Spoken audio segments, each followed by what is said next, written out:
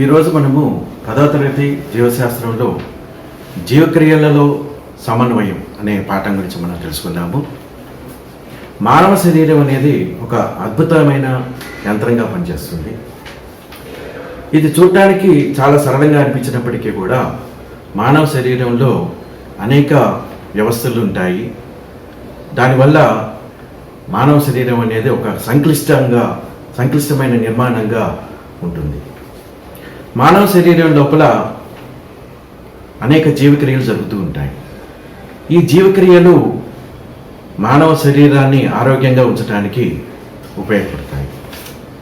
ఈ జీవక్రియలు ఏమేమి ఉంటాయి అని చెప్పుకుంటే శ్వాసక్రియ, జీర్ణక్రియ, రక్త ప్రసరణ క్రియ, విసర్జన క్రియ, ఇటువంటి జీవక్రియలన్నీ కూడా మానవ శరీరంలో జరుగుతూ ఉంటాయి.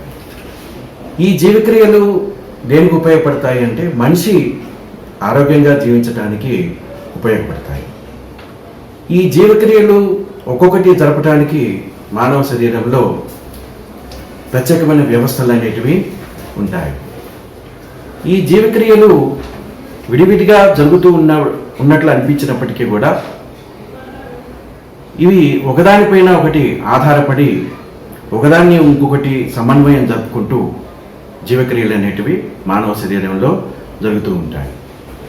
ఈ జీవక్రియలు ఒకదాని మీద ఒకటి ఏ విధంగా ఆధారపడి ఉంటాయి అనే విషయాన్ని తెలుసుకోవటానికి జీర్ణక్రియని మనం ఉదాహరణగా తీసుకొని ఆ జీర్ణక్రియ వేరే వ్యవస్థలపై ఏ విధంగా ఆధారపడి ఉంటుంది, వేరే వ్యవస్థలు జీర్ణక్రియని ఏ విధంగా ప్రభావితం చేస్తుంటాయి అనే విషయాన్ని మనము తెలుసుకుందాం. జీర్ణక్రియ అనేది జీర్ణ వ్యవస్థలో జరుగుతుంది. జీర్ణ వ్యవస్థలో అనేక భాగాలు ఉంటాయి. అవి నోరుతో మొదలయ్యి పాయువుతోటి అంతమవుతాయి. మొట్టమొదటిగా జీర్ణ వ్యవస్థలో నోరు, ఆశకుహరం, గ్రసని, ఆహారవాహిక, జీర్ణాశయము, ఆంత్రమూలము, చిన్నపేగు, పెద్దపేగు, పురీషనాళము, వాయువు, ఈ భాగాలన్నీ కూడా జీర్ణ వ్యవస్థలో ఉంటాయి. జీర్ణక్రియ లోపల ఇంకా వేరు క్రియలు అనేటివి జరుగుతూ ఉంటాయి. అవి ఏంటంటే ఆకలి వేయటం మొదలుకొని తీసుకున్న ఆహారం శక్తిగా మారటం వరకు అనేక ప్రక్రియలు అనేటివి జీర్ణక్రియలో జరుగుతూ ఉంటాయి. ముందుగా ఆకలి వేయడం అనే విషయం గురించి తెలుసుకుందాము. ఆకలి వేయడం అంటే మనం ఆహారము తీసుకోవాల్సిన అవసరాన్ని గుర్తించటం. మనకి ఆకలి వేయటం జరగటానికి ప్రధానమైన కారణం తీసుకున్నట్లయితే రక్త ప్రసరణ వ్యవస్థ ద్వారా ఆకలి వేయటం అన్న విషయం మనకి తెలుస్తుంది. రక్తం లోపల వేర్వేరు పదార్థాల యొక్క స్థాయిని బట్టి ఆకలి వేయటం అనేది నిర్ణయించబడుతుంది. రక్తం లోపల గ్లూకోజ్ స్థాయి తగ్గిపోయినప్పుడు మనకి ఆకలి వేయటం అనేది జరుగుతుంది.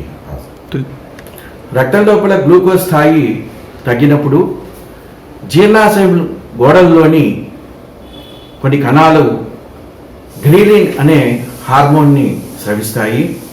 ఈ గ్రీలిన్ అనే హార్మోన్ యొక్క స్థాయి పెరిగినప్పుడు మనకి ఆకలి వేయటం అనేది కలుగుతుంది. గ్రీలిన్ హార్మోను విడుదలైనప్పుడు, గ్రీలిన్ హార్మోన్ యొక్క స్థాయి పెరిగినప్పుడు మన మెదడులోని ముందు మెదడు అనే భాగంలో డయాన్సెఫలాన్ అనే భాగం ఉంటుంది. అదేవిధంగా 10వ కపాల నాడి మరియు డయాన్సెఫలాన్ ఈ రెండు కలిసి ఆకలి వేయటం అనే సంకేతాలను మెదడుకి పంపించడం జరుగుతుంది. ఆకలి తీరడం అనే కోరిక తగ్గిపోవటం ఎప్పుడు జరుగుతుంది అంటే జీర్ణాశయంలో తగినంత ఆహారం చేరినాక జీర్ణాశయంలో లెప్టిన్ అనే హార్మోను స్రవించబడుతుంది. ఈ లెప్టిన్ అనే హార్మోన్ వల్ల మెదడుకి కొన్ని సంకేతాలు వెళ్తాయి. ఆ సంకేతాల వల్ల మనకి ఆకలి తీరింది అనే భావన కలుగుతుంది. ఆకలి వేయడం అనే భావన ఆహారం యొక్క రుచి మరియు వాసన పైన ఆధారపడి ఉంటుంది. మనకి ఎంత ఆకలి వేస్తున్నప్పటికీ కూడా మనం తీసుకుపోయే ఆహారాన్ని చూసినప్పుడు అది పాడైపోయినట్లు అనిపించినట్లయితే మనకి ఆకలి వేయడం అనే కోరిక తగ్గిపోతుంది. అదేవిధంగా ఆహారాన్ని నుంచి విడుదలయ్యే మంచి సువాసన వల్ల మనకి ఆహారం తీసుకోవాలనే కోరిక కూడా కలుగుతుంది. అంటే ఈ ఆకలి వేయడం అనేది దేని మీద ఆధారపడి ఉంటుందంటే తీసుకోబోయే పదార్థం యొక్క రుచి మరియు వాసన పైన ఆధారపడి ఉంటుంది. రుచి మరియు వాసన ఈ రెండింటి మధ్య సంబంధాన్ని అర్థం చేసుకోవటానికి మనకి నాలుక మరియు ముక్కు ఈ రెండు జ్ఞానేంద్రియాలు ఉపయోగపడతాయి. ఈ నాలుక మరియు ముక్కు సరిగా పనిచేసినప్పుడే మనకి ఆహార పదార్థం యొక్క రుచిని మనము తెలుసుకోగలుగుతాము. ఉదాహరణకి ఆహార పదార్థం ఎంత రుచిగా ఉన్నప్పటికీ కూడా మనకి జలుబు చేసినప్పుడు లేదా దగ్గు వచ్చినప్పుడు మనకి ఆహార పదార్థం యొక్క వాసనని మనము సరిగా గ్రహించుకోలేకపోతాము. కాబట్టి ఆహార పదార్థం అనేది ఎంత రుచిగా ఉన్నప్పటికీ కూడా మనకి ఈ ముక్కు సరిగా పనిచేయకపోవటం వల్ల, వాసనను మనం సరిగా గ్రహించలేకపోవటం వల్ల ఆహార పదార్థము రుచికరంగా అనిపించదు. ఆహార పదార్థం యొక్క రుచిని మనము వేరు వేరు రకాలుగా చెప్పుకోవచ్చు. అంటే ఆహారము తీయగా ఉండవచ్చు, ఉప్పగా ఉండవచ్చు, చేదుగా ఉండవచ్చు, లేదా పుల్లగా ఉండవచ్చు. ఒక చిన్న కృత్యం చేయడం ద్వారా ఆహారం యొక్క రుచిని ఏ విధంగా ఘ్రాణేంద్రియం అంటే ముక్కు ప్రభావితం చేస్తుందో మనం తెలుసుకుందాం. ఈ కృత్యంలో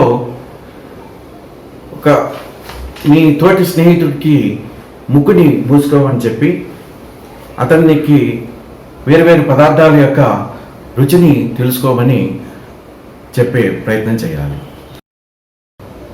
ముక్కు మూసుకొని అతన్ని కొంత జీలకర్ర, తర్వాత యాపిల్ ముక్కని, తర్వాత ఆలుగడ్డ ముక్కని తిని వాటి యొక్క రుచులు ఏ విధంగా ఉన్నాయో తెలుసుకోమని చెప్పాలి. పదార్థం యొక్క రుచి మనకి తెలియాలి అని అన్నట్లయితే నాలుక మీద కొన్ని ప్రత్యేకమైన భాగాలు ఉంటాయి.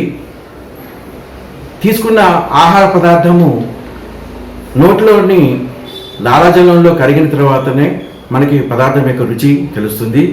పదార్థం యొక్క రుచి తెలియాలి అని అంటే నాలుక మీద కొన్ని ప్రత్యేకమైన భాగాలు మనకు ఉపయోగపడతాయి. ఆ ప్రత్యేకమైన భాగాలని రుచి మొగ్గలు అని అంటారు.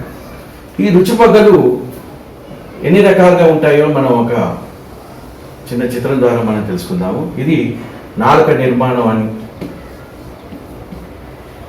తెలుసుకున్నట్లయితే ఈ నాలుక ఈ పై భాగంలో కొన్ని కణుపులు వంటి నిర్మాణాలు ఉంటాయి. ఈ పై భాగంలో ఉన్న కణుపుల్ని విల్లే చూషకాలు అంటారు. తర్వాత మధ్య భాగంలో ఉన్న ఈ కణుపుల వంటి నిర్మాణాలని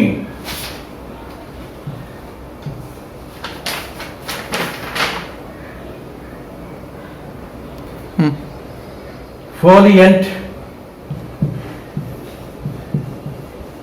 చూషకాలు అంటారు. తర్వాత ఈ కింది భాగంలో ఉన్న ఈ కణుపుల వంటి నిర్మాణాలని ఫంగిఫామ్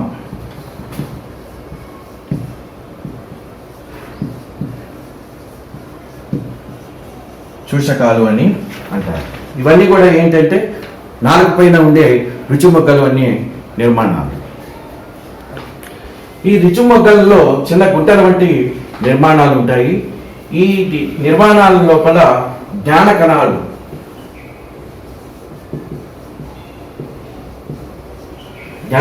ఉంటాయి. ఆహార పదార్థము ఈ జ్ఞాన కణాలను ఎప్పుడైతే టచ్ చేస్తాయో అప్పుడు ఈ జ్ఞాన కణాల నుంచి సంకేతాలు అనేటివి మెదడుకు చేరుకుంటాయి. ఆ సంకేతాల ఆధారంగా పదార్థం యొక్క రుచిని మనము తీయగా లేదా ఉప్పగా లేదా పుల్లగా మనం గుర్తిస్తాం. పదార్థం యొక్క రుచి ఆ పదార్థాల నుంచి వెలువడే వాసన పైన కూడా ఆధారపడి ఉంటుంది. ఆ వాసనని గుర్తించడానికి మనకి ముక్కు ఉపయోగపడుతుంది. ముక్కు లోపల పల్చని శ్లేష్మ స్తరం ఉంటుంది. పదార్థాల నుంచి వచ్చే వాసన కణాలు అనేటివి ఈ శ్లేష్మ స్తరంలో కరగటం వల్ల ముక్కు లోపల ఉండే ఘ్రాణగ్రాహికలు అనేటివి ఆ వాసనని గుర్తించి వాసనని మెదడుకి సంకేతాల రూపంలో తెలియజేస్తుంది. అప్పుడు మెదడు ఆ పదార్థం యొక్క వాసనని గుర్తించగలుగుతుంది.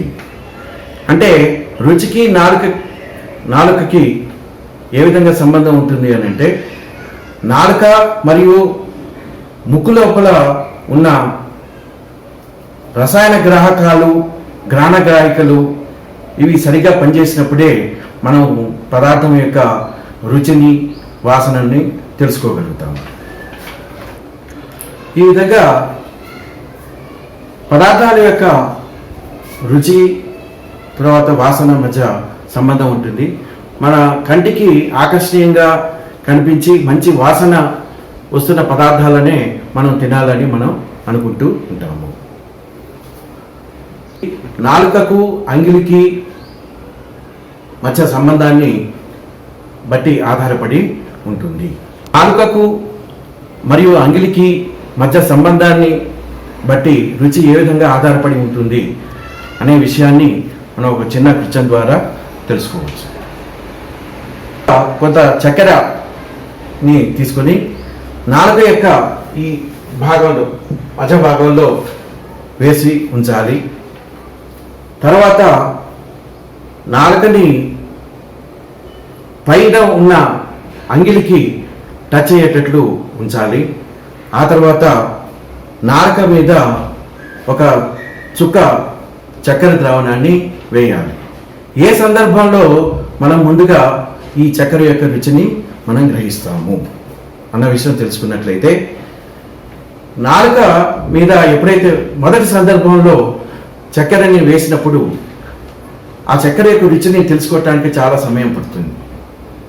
కానీ రెండవ సందర్భంలో ఎప్పుడైతే నాలుక అంగిలితోటి టచ్ అయి ఉంటుందో, అంగిలి నాలుక మీద ఉన్న చక్కెరని నాలుక పైన ఒత్తిడి కలగజేస్తుందో, అప్పుడు రెండవ సందర్భంలో చక్కెర యొక్క రుచిని మనం మొదటి సందర్భం కంటే తొందరగా గుర్తించగలుగుతాం. మూడవ సందర్భంలో చక్కెర ద్రావణాన్ని నాలుక మీద వేసినప్పుడు దాని యొక్క రుచి చక్కెర యొక్క రుచిని మనం తొందరగా తెలుసుకోగలుగుతాం. కారణం ఏంటి అని అంటే, మనము ఏదైనా ఆహార పదార్థం యొక్క రుచిని తెలుసుకోవాలి అంటే కరిగిన స్థితిలో ఉన్నప్పుడు మాత్రమే, అంటే నీటిలో కరిగిన స్థితిలో ఉన్నప్పుడు మాత్రమే ఆ ఆహార పదార్థం యొక్క రుచిని మనము తెలుసుకోగలుగుతాము. ఈ కృత్యాన్ని బట్టి మనకి ఏం తెలుస్తుంది అని అంటే, పదార్థం యొక్క రుచి అనేది నాలుక మీద ఉండే రుచి మొగ్గల సహాయంతో, అక్కడి నుంచి వెళ్ళిన సమాచారము, ముక్కులో ఉన్న ఘ్రాణగ్రాహికల సహాయంతో వచ్చిన సమాచారము, అదేవిధంగా నోటిలో ఉన్న లాలాజల గ్రంథుల సహాయంతో వెళ్ళిన సమాచారము మెదడుకి చేరి దాని ద్వారా పదార్థం యొక్క రుచి అనేది మనకి తెలుస్తుంది. ఈ రుచే మనకి ఆకలిని ప్రేరేపిస్తూ ఉంటుంది. జీర్ణక్రియలో తర్వాత జరిగే ప్రక్రియని తెలుసుకోవాలంటే, నోరు అనేది ఒక నమిలే యంత్రంగా పనిచేస్తుంది. మనం తీసుకున్న ఆహారము నోటిలో బాగా నమలబడినప్పుడే అది జీర్ణక్రియకి లోనవుతుంది. మనం తీసుకున్న ఆహారము అంటే అన్నం కావచ్చు, లేదా కూరగాయలు కావచ్చు, పళ్ళు కావచ్చు, అదే ఘన రూపంలో మనం తీసుకున్నట్లయితే ఘన రూపంలోనే దాన్ని మన జీర్ణ వ్యవస్థలోకి పంపించినట్లయితే అది జీర్ణక్రియకి లోను కాదు. ఎప్పుడు లోను అవుతుంది అని అంటే, మనం తీసుకున్న ఆహారము బాగా నమిలి తర్వాత మాత్రమే ఈ ఆహారం అనేది జీర్ణక్రియకి లోనవుతుంది. తీసుకున్న ఆహారము మెత్తటి పదార్థంగా మారటానికి నోరు ఉపయోగపడుతుంది.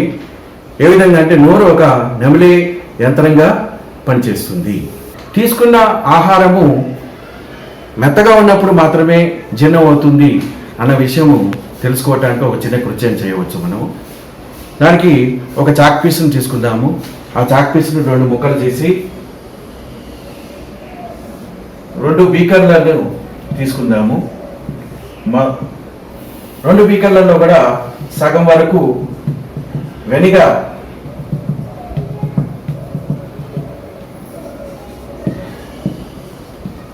ద్రావణాన్ని తీసుకుందాము.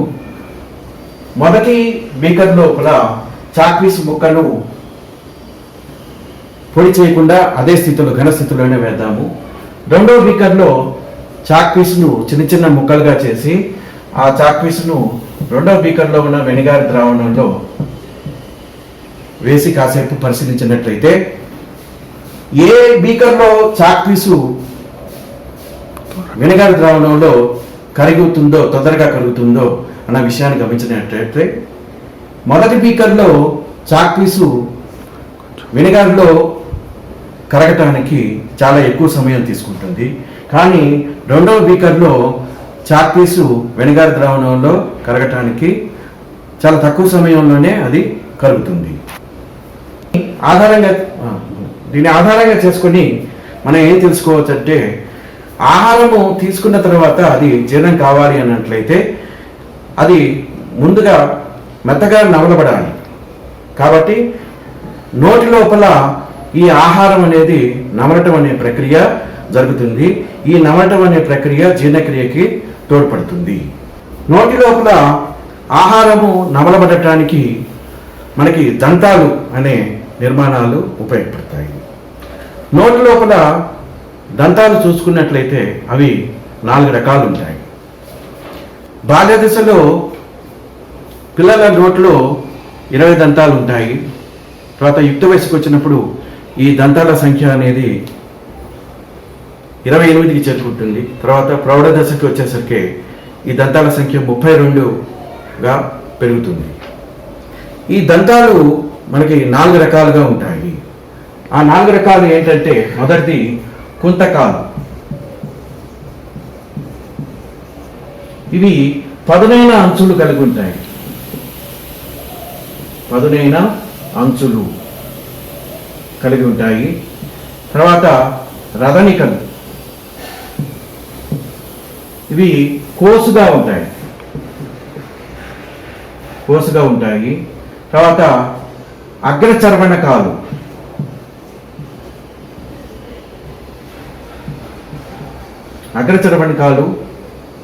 దీని తర్వాత చర్వణకాలు అనే 2 రకాల దంతాలు ఉంటాయి. ఈ 2 రకాలు కూడా వెడల్పాటి